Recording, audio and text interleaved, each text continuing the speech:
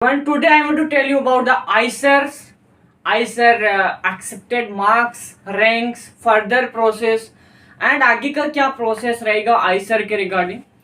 हालांकि अभी 25 मई 2025 को आपके एग्जामिनेशन कंप्लीट हो चुके हैं। काफ़ी सारे बच्चों ने अच्छा परफॉर्म किया, काफ़ी बच्चों ने अच्छा परफॉर्म नहीं किया। कुछ बच्चे आंसर की के हिसाब से अंदाज़ा लगा रहे हैं कि भैया हमारे 60 नंबर आ रहे हैं, 70 आ रहे हैं, 80 आ रहे हैं। तो पहले तो आप जो है थोड़ा सा अपने मार्क्स का वेट कर ले कि आपके कितने मार्क्स आते हैं। हालांकि मैं आज आपको कुछ ब्रीफ इंफॉर्मेशन दूंगा अबाउट द मार्क्स कि आपका एडमिशन होएगा नहीं होएगा, या फिर आप किस कैटेगरी से में आप रिजर्व करते हैं। अभी के टाइम पे आपको वेट करना चाहिए, अदर कहीं सीट सिक्योर करना चाहिए, या फिर क्या सारा का सारा प्रोसेस रहेगा, we will discuss in the detail. हालांकि अगर बात की जाए आइसर्स की तो scientist field and research field now in the boom for the future. And पिछले कुछ सालों से स्पेशली जब से इंटरनेट आया है, यूट्यूब पे काफ़ी सारे वीडियोज बन रहे हैं एंड इसके कारण जो है आइसर थोड़ा सा लोगों को मालूम चला है। और एप्लीकेशन जो है, आपका जो कंपटीशन है वो हमारे और आपके जैसे यूट्यूब वाले और इन्फ्लुएंसर लोगों ने ऐसे बढ़ा दिया है। आज मैं अगर बात करूं यार, आज से 3 साल पहले जब हम आईसर्स के बारे में एडमिशन कराए जाते थे तो मैक्सिमम जो एप्लीकेशंस आते थे वो 16,000 17,000 एप्लीकेशंस फाइल होते थे। पिछले साल की एक आरटीआई हमने डाली थी आईसर्स की अथॉरिटी को। आरटीआई एक पोर्टल होता है, आपको specially I want to tell you कोई भी सरकारी दफ्तर आपको परेशान करता है, आपने कहीं पे फॉर्म भरा, आपका फॉर्म रिजेक्ट कर दिया, गलत हो रहा है आपके साथ, कोई आपको इन्फॉर्मेशन नहीं दे रहा है, देन आप जो है एक एक्शन ले सकते हैं। This is called RTI. आप किसी भी गवर्नमेंट डिपार्टमेंट से सवाल पूछ सकते हैं उसके जरिए और उनको जवाब देना पड़ेगा 30 दिन के अंदर अंदर। Specially if you are student and आपको मालूम करना है कि यार किस सरकारी कॉलेज में कोई सीट बची हुई तो नहीं है, हम उसको कैसे पता कर सकते हैं। देखो जनरली हम लोग इंडस्ट्री में एडमिशन्स कराते हैं बच्चों के बहुत सारे लोट ऑफ।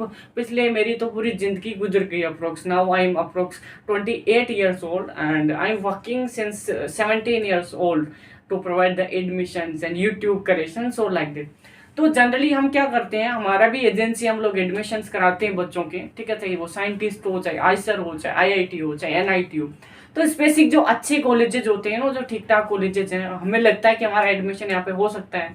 एडमिशन बंद हो चुके हैं, पोर्टल बंद हो गया, फिर भी हो सकता है कोई बच्चा सीट छोड़ के चला गया हो, तो उसके लिए हम जो है इंस्टीट्यूट को आरटीई लगा के पूछ सकते हैं, भाई तुम्हारे पास सीट खाली है कि नहीं है, कितनी सीटें खाली है, क्या उसमें अभी एडमिशन हो सकता है। या फिर एक हमारे पास एक दूसरा भी लो है, दिस इज स्केल 2019 में एक बच्चे की सीट कैंसिल कर दी थी। आईआईटी ने बोला था कि तुम्हारी फीस टाइम पे नहीं आई है बैंक की तरफ से।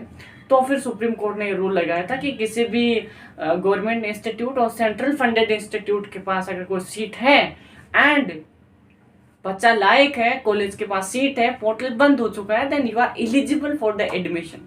ठीक है, तो ये तो हो गया basic introduction. Sorry for that. अच्छी इन्फॉर्मेशन मैंने आपको दे दी। हालांकि हमारा मेन मोटिव है आईसर्स एंड कट ऑफ। तो यार अगर आप SC/ST से बिलोंग करते हैं, देन अगर आपके 60-70 पर नंबर के आसपास भी आ रहे हैं, 55 भी आ रहे हैं तो चलेगा।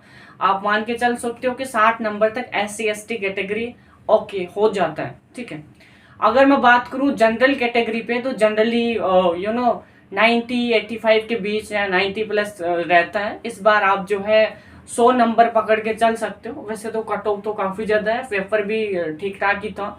100 नंबर पकड़ के आप चल सकते हो। स्पेसिफिक थोड़े दिनों बाद आपको एक रैंक मिल जाएगी आईसर की तरफ से कि आपकी कितनी रैंक है।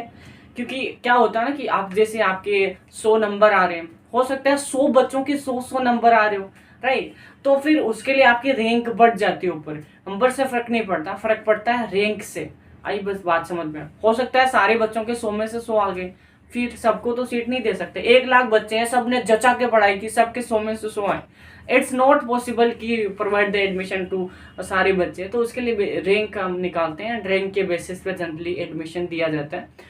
तो आपकी अभी एक रैंक आएगी, उस बेसिस पे हम देखेंगे। ठीक है, जनरल कैटेगरी अगर आपकी है तो 100 नंबर आपका सेफ मार्क्स है। अदर देन आपका अगर ओबीसी से है तो वही 80, 85, 90 के बीच में रहता है। जनरल AWS वाला भी ओबीसी के आसपास ही कंसिडर कर सकते हैं। SC/ST अगर आपका कैटेगरी है तो अप्रोक्स 60-55 के आसपास आप मान सकते हो। तो ये जनरल सिनेरियो है।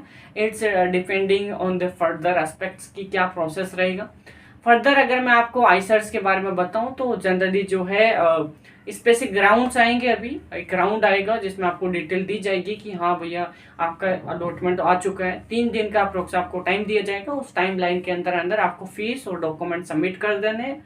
आपका पहला काम खत्म हो चुका है। उसके बाद आपको डेट और टाइम बता दिया जाएगा कि जिस भी इंस्टीट्यूट में आपको सीट अलॉट हुई है आप जो है उसमें जाके अपना डॉक्यूमेंट वेरीफाई करा सकते हैं, टोटल फीस भर सकते हैं। हालांकि आपकी जो पहले जो फीस लगेगी वो 35,000 के आसपास पे करनी है सीट एक्सेप्टेंस के टाइम पे। अगर आपके मार्क्स ठीक ठाक है और अगर आपको नीचे से सीट कुछ मिली हुई है, लाइक अगर आपकी 9 प्रेफरेंस है, 10 प्रेफरेंस है, एंड अगर आपको पहली के अलावा और कोई सी भी प्रेफरेंस मिली है तो आपको उसको अपर जाने का आपको मौका दिया जाएगा। यानी कि आप अपर जाने के लिए अप्लाई कर सकते हैं कि अभी मेरे को 5वीं मिली हुई है, अगले राउंड में अगर मेरे को 4थी मिलती है तो मैं उसके लिए लेना चाहता हूँ। तो अगर आप एलिजिबल होते हैं तो आपको दूसरे राउंड में बदल के दे दिया जाता है, लेकिन वो ऊपर वाली सीटों के लिए ही होगा। ठीक है, वेरी मेन इंपॉर्टेंट थिंग यार, एप्लीकेशंस बहुत ज़्यादा है, सीटें बहुत कम है। Students want to secure your future, specially IISERs के अंदर मेरे को सबसे ज़्यादा जो एप्लीकेशंस दिखाई देते हैं इट्स ए नीट कैंडिडेट्स जिन्होंने भी मेडिकल वाले जो होते हैं। तो गाइस आईसर्स जो बीएसएमएस कोर्सेज देते हैं वो बहुत सारे state government colleges, central government colleges and private colleges भी देते हैं। So if you are confused about the कि यार हम आईसर लें नहीं लें या अदर कोई गवर्नमेंट कॉलेज लें, कैसे लें भैया, आईसर में तो एडमिशन नहीं हो रहा, हमको तो करना तो बीएसएमएस ही है या अदर कोई अच्छे गवर्नमेंट कॉलेज में हमको कोई सीट मिल जाए, then we are for you.